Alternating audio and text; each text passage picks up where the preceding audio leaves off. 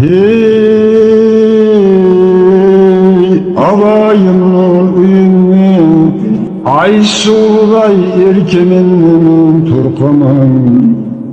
Tilmelleye tirlik tarma geliyim yerinde toyuğuzla toluğumağa korkaman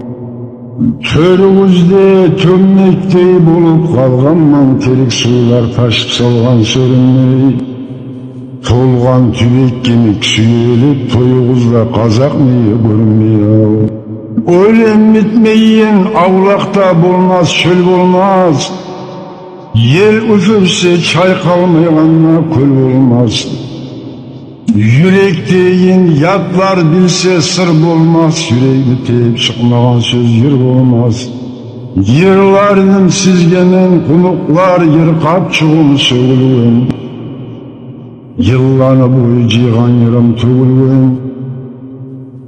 Kazaktağı güçlü yokmen noğayla Konakatlar kursak etmez toğayla Kazaktağı güçlü yokmen noğayla Kunan atlar kursak etmeyen toğayla Hey yaratkanım bizge şulay yorağan Yarın oğay yüntülemi yaralgan Yanık murzalar yürmeleme yaralgan Menni yirav yürmep avzun tiksede Menni yiravlar yürmep avzun tiksede Söz söyleme yır yırlama yaralgan Yeri yok mu tınlamağa halkı yok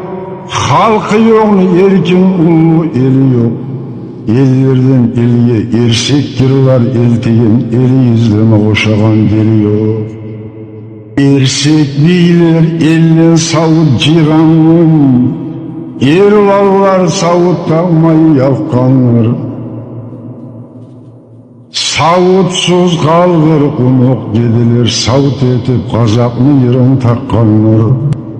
Turalini tuzun tökse de tolmaygan Toğuz ağızlı tuzlaklar kayda bulmayda Tolguğanna tüye kervanna toktatkan Tatar oğlu kazak kayda men kayda Tolguğanna tüye kervan toktatkan Tatar oğlu kazak kayda men kayda